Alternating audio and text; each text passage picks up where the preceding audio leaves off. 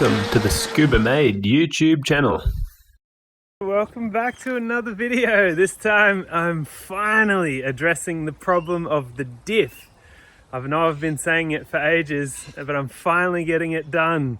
So I cannot wait to have this done and feel what it's like to drive. You might see there, I've already got the car jacked up. That is not the diff out, that's the new diff to go in. And if you look what happens when I spin this, the other side spins. Yep, that's awesome. You may notice it says 335 weld on there. There's just one more thing with this diff. It is a 3.46. Now that's out of an automatic. It is a large case, so the same as mine, but mine is a manual, so it should have a 3.08. Hopefully we'll see that on the sticker on top of it when we get it out. Now to get it out, I'm gonna have to undo both drive shafts. That one there's the one I only put in sort of recently. Hopefully I'll stop breaking axles with this diff. I don't know, we'll see what happens, I guess. And then yeah, we just got to get that big one up there. Oh, and then I got this ages ago. It's a 50mm crow's foot, and that's for that nut up the front. You can't see it real well, but you can see it here on this one. It's like just a nut that like spins around on there, and I guess a thread goes in over this spline. That all goes in. I'll probably start by undoing these axles, get all them off. That's just a little E12. Alright, they came out nice and easy. I just used this contraption and that got them out no problem. And then this big one back here, which is a 21. Got the big breaker bar. Can't get the ratchet up into there, but I can get this one on there. It's probably pretty tight, I'd imagine. I got this one loose, but I've left it in there for now because it's holding up the diff. Now I've gone and undone the nuts here, so I got that off, but it turns out that this bolt here is this one here, so it's very long. And that's going to take a hell of a lot of turns to get it out, and this heat shield's in the way, and I can't get to that nut with this heat shield in the way. So I'm thinking I might have to take this heat shield off. It adds to the work a lot. So I've got to undo that, and probably that brace and everything, like all that stuff back there. I'm not trying harder that way. Yeah, I'll have to undo all of that. Oh, that makes this job way harder. But anyway, I'll try and get this thing out of the way and see. I might not have to undo there because I can probably just lower that and push it back. I don't know. I'll work at it and let you know what I do. Okay, a quick update on where we're at. I managed to slide this as much forward as I could, which was bugger all, but I've got the crow foot on there now and it's very tight. I'll just tell you what I did up here too. I went and stuck these shafts back in because I've got the handbrake on now, because you need this to lock up, and putting it in gear didn't work, so I've got it like this. Now I'm going to attempt to get this out. I don't know which way you spin it even, so yeah, I think you spin it that way, so like I've got to push that way. And then I'll keep trying and see if this works. It's a bit skeptical, but yeah, I'll keep going. So just another update. I've gone and undone my things here. If you don't have these, you could probably just drop this whole muffler. It's really heavy, but you could probably just drop it all down. I've undid them off the diff as well, both of them. You got to do that when you take the exhaust off pretty much anyway. But what's happened now is because I lowered the exhaust down, I was able to push this heat shield a fair bit further forward, enough to actually see for the first time what's going on here. Pushing that crow's foot like from up here, can you see that? And then sliding it that way, so to the right side of the car, like that way, to the right, towards the right wheel, or in Australia the driver's side wheel, but if you're in America that's the passenger side wheel. So the right side of the car is undoing that, and I'm just, now that I can see it, I'm like, oh, you can see where it's rusty there, whereas I'm actually undoing it. I'm going to spray some stuff on there to try and help it along a bit. I've been working at this for a while now, but undoing that exhaust and dropping it further, that's helped heaps. So yeah, Let's see, that crow's foot's doing its thing. It just jumps up on there and she's good. Oh, yeah, so keep doing that until that comes off, and yeah, then I think we just got to get these bolts up here out, that and that, and this thing, that one up there's only sitting in there. Oh, and I got to undo them because I put little things back in there to hold the handbrake. But we'll be ready to drop the diff out after that, I think. Sweet. This bolt has been a nightmare to get undone because I could only reach it with this 18, and I could only give it like a half turn at a time, but it's almost out now. It's just hand tight now, and same as this bolt, just hand tight. This is off, I'm pretty sure. So that, because this just spins around sort of freely now, and you can see there where it's all come out. So that's awesome. The diff kind of moved, like the diff's just wobbling about, if you can see that. Yeah, I've undone those axles again, they're just chilling there. This one I've not replaced, I've never had this one out, so it's probably not been out since it left the factory. That one of course was put in not that long ago. Got a video on that too. I think I'm gonna get the jack back under here and then probably rest the jack under there and pull her out. Don't know exactly the best way to do this just yet, but we'll try it with this bit of wood. Hope this doesn't come down with a big bang. It's a bit tight on the old exhaust there, but we'll keep going. Might just move you to the other side there. Alright, she's definitely most of the way out. Oi, there we go. That's not the best way to do it, but she's out. Oof.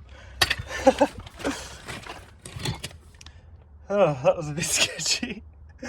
Anyway, that's looking like it should be the exact same diff to go back in. What's mine say? Yeah. 3.08 and 3.46.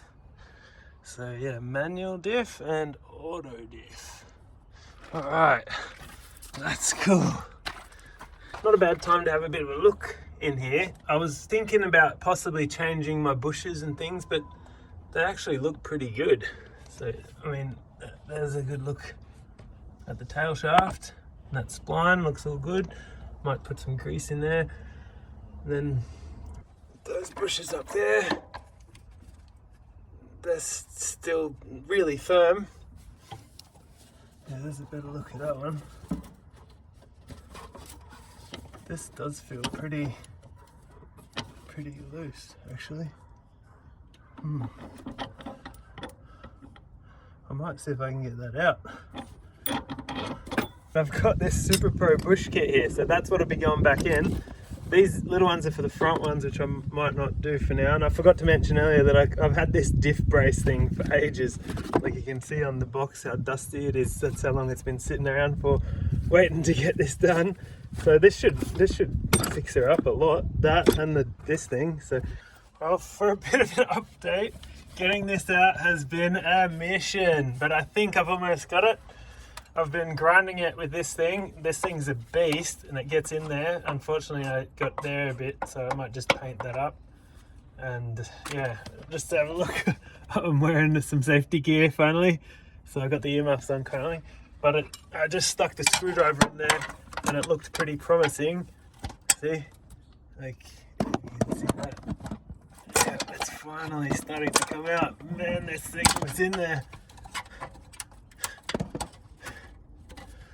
So, there we go. Yes. Yes. Yes, come on.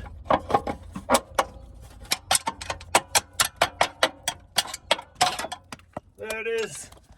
We have a hole there. Oh man. Oh, I got there a little bit. Oops. Oh well. Not the end of the world, I don't think. It should still be fine. I was gonna say this bit in the middle, I cut it out first and then I just banged on it. It was super hard to get up, to cut all that out. It was in there solid. Alright, well, probably first I'll get some paint on that. maybe blow some of this metal and rubber away, give that a little paint, and then get the Super Pro bush in there. Here's what it recommends in the instructions. This big lip needs to go to the front of the car, and then this big washer needs to go on that side. If I'm reading that correctly. Yeah, the bolt goes through, and I'm to use some of this grease, installation grease. So I've got some grease all on there now. I've painted that up and cleaned away all the dust and got it looking pretty good in there again. So just send this in front of the car, like this way to the front of the car. So that's what the instructions said. Oh, let's see how hard's this gonna go. There we go, we got some grease popping out of there now. Cool, I can probably use that on the pin to go through the middle. Just got a little bit of grease on that. There we go. One-handed, not too bad. Oh, it's a tight fit, probably needs some persuasion as well. If I'm interpreting these instructions properly, that's done. The washer, and then, yeah, that's it. Now I just gotta get the diff in. I've got the diff up on the jack now on this bit of wood. I'm just trying to get it up there now. It was a bit of a struggle to get the diff on top of this and the bit of wood, but it was easier than when I did the gearbox, that's for sure. Let's try and get this up. I just gotta make sure I get this bit in. It's gonna go like there, I guess. And then I gotta try and line up the splines at the front. I just put some spray grease on there for now. I think lining up this spline at the front is gonna be kind of difficult. I'm gonna try and do that now, I guess. Oh. I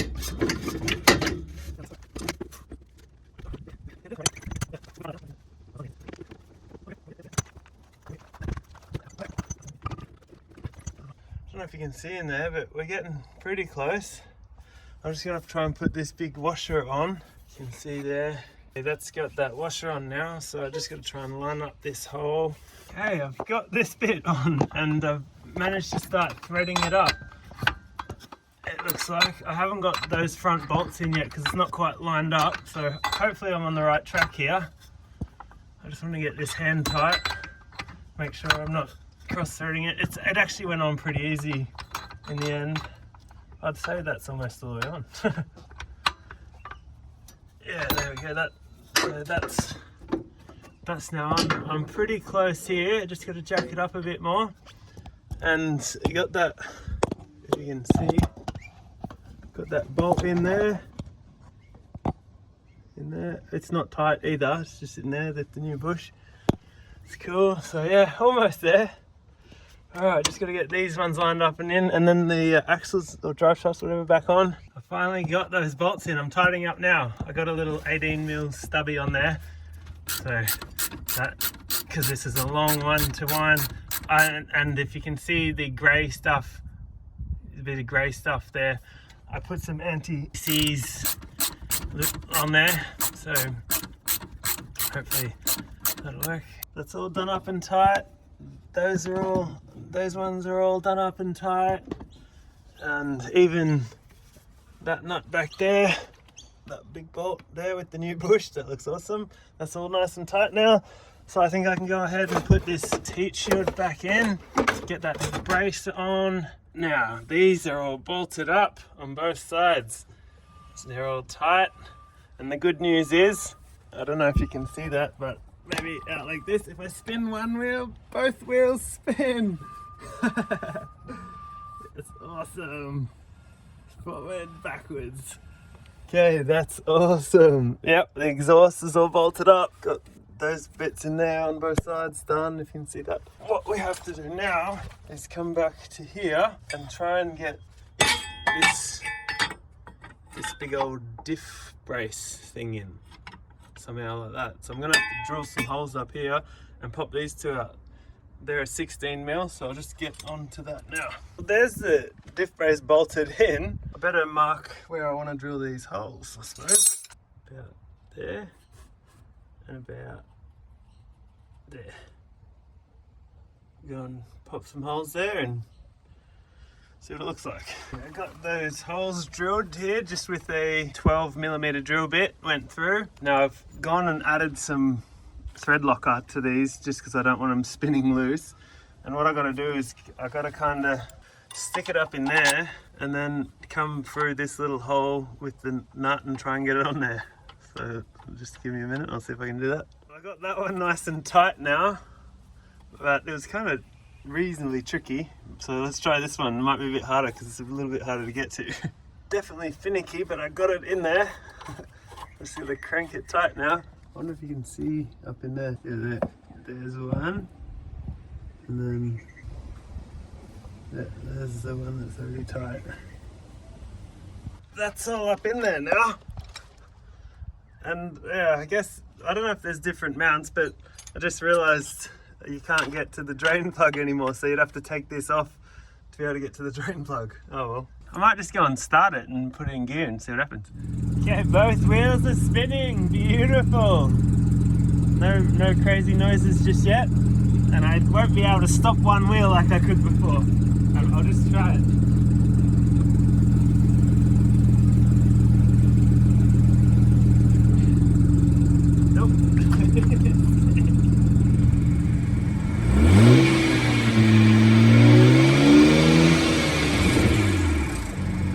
Well, I'd say that's working. No weird noises or anything. Beautiful.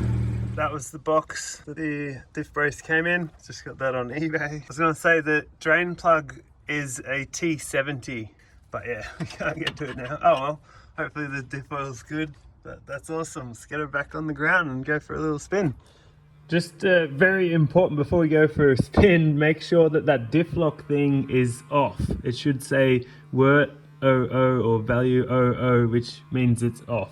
I should probably make a video on this at some point, but it's very important this is off before we go for a drive. Anyway, let's go driving now.